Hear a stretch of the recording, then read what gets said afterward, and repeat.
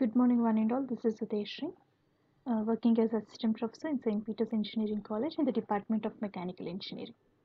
Today, let us learn about grinding operation. Grinding is an abrasive metal removal operation or surface finishing operation. So, grinding will have something called as grinding wheel, which is made of some abrasives. Abrasives are some very small, sharp edged particles. So with the help of this sharp edge particles, we'll remove the material which is present on the surface of the component. So here, if the size of grains is very large, then the rate of material removal will be more. If the size of grains is very small, then the surface finish which we get is very good.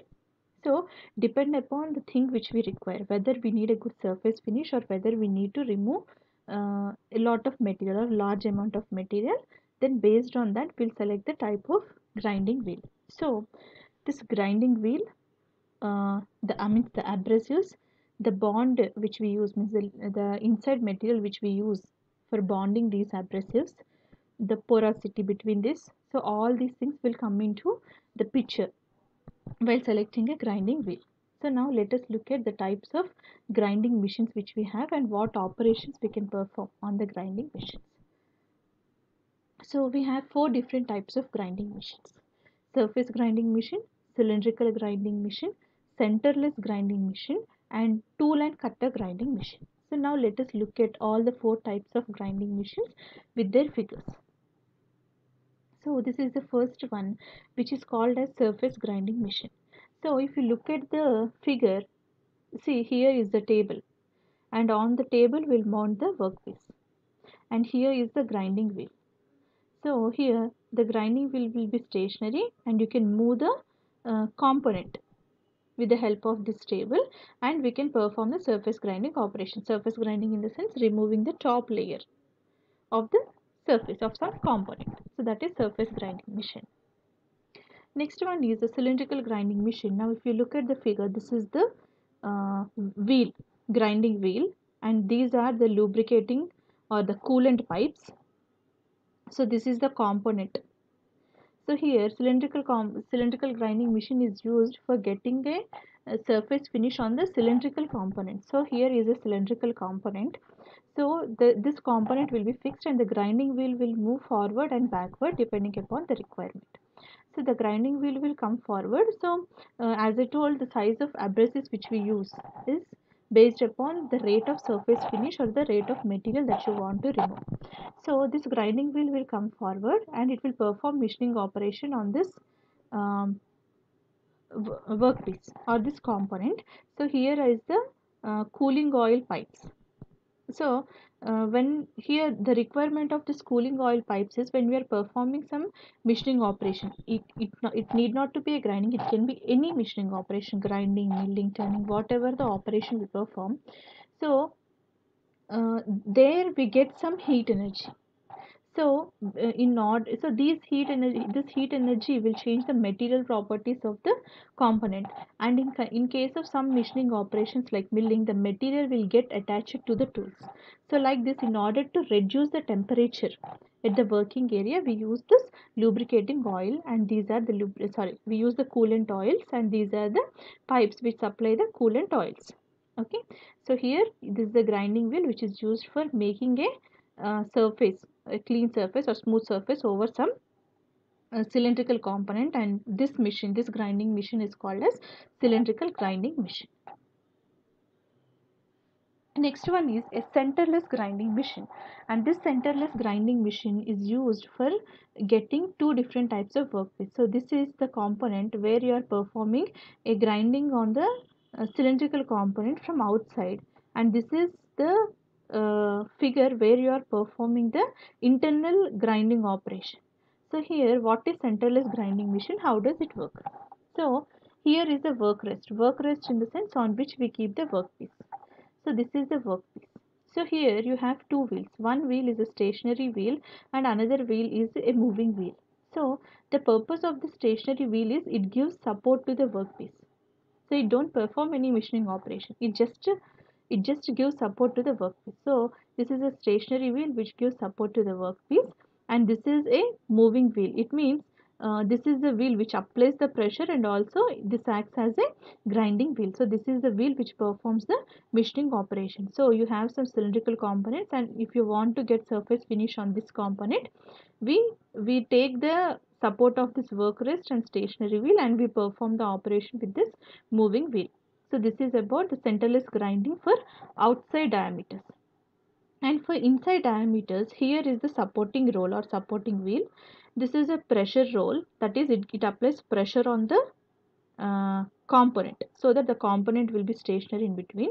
This is a regulating wheel, or we call it as a means this is a wheel which is rotating and which makes the workpiece to rotate.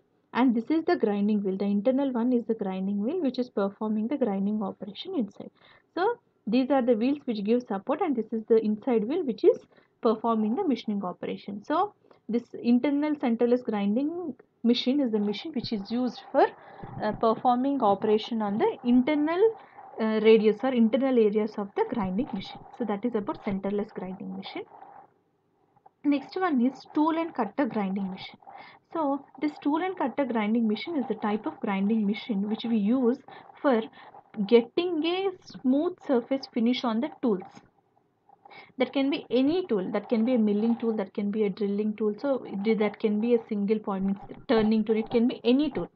So this is a grinding machine which is used for getting good surface finish on the tools. So if you look at the figure, here is the workpiece. So the workpiece which is here is the drill bit, and this is the grinding wheel, and this is the coolant pipes. So here this grinding wheel is used for making a surface finish on the drill bit. So like this, if you want to make different tools or different cutters, and if you want to get a good surface finish on those tools, then we use a tool and cutter grinding machine. So these are the different types of grinding machines that we have. Next, types of grinding wheels. So we have different types of grinding wheel depending upon the shape which you want to get. We use different types of grinding machine. The most commonly used is the straight grinding machine, and this straight cup type of grinding machine is used for performing machining operation over the granite and marbles. So if you have some angles, or if you have some tapered angles, or if you have some slots, so depending upon the type of shape that you have on the component, we choose different shapes of grinding wheel. So these are the different types of grinding wheels that we have. Next one is while selecting a grinding wheel, we consider few things, that is grain size, bonding and structure. So now let us know what is a grain size, what is bonding, what is structure and all. So these grains are also called as grit. So the size of grit. So we have two types of grits, that is a coarse grit and fine grit. Coarse grit is the grit with larger size, and the fine grit is the grit with smaller size. So if the size of the grain is very big, then the rate of material removal will be high. And if the size of the grit is very small, then you will get a good surface finish. So depending upon the type of surface finish and the rate of material required, rate of material removal that you require, we select the type of grit. Next one is the bond. Bond is, see, when you have some grits, we keep it in some mixture. Okay, this mixture is the bonding mixture, and with the help of this bonding, this bonds, we hold the grits together. So we use different types of bonds like vitrified, shellac, resinoid and rubber. So these are the different materials in which we pour the grits, or the uh, small particles with sharp edges, in order to get the required wheel, grinding wheel. Okay, next one is grade. It means, see, grade is the holding power of the bond. It means how well it can hold it. So this has different grades from E to Z. Okay, so if you are going for higher levels, like from E, if you are moving to Z, the hardness of the material will increase. Next one is the structure. Structure is number of grits present per unit area. If you take some unit area, then how many grits you have for that particular unit area, called as grit. Okay, so if the spacing is large, then the rate of material removal will be large. If the spacing is less, then you'll get a good surface finish.